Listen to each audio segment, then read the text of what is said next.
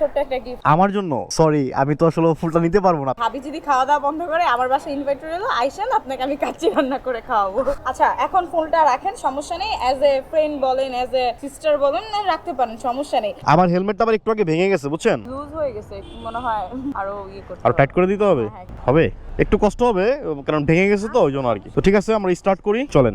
আপনি এতক্ষণ ওয়েট করলেন, তার জন্য আপনার ছোট্ট একটা গিফট। আমার জন্য। সরি, আমি তো আসলে ফুলটা নিতে পারবো না। আপনি ফুল দিচ্ছেন তার জন্য থ্যাংক ইউ, বাট আমি ফুলটা নিতে পারবো না। কেন?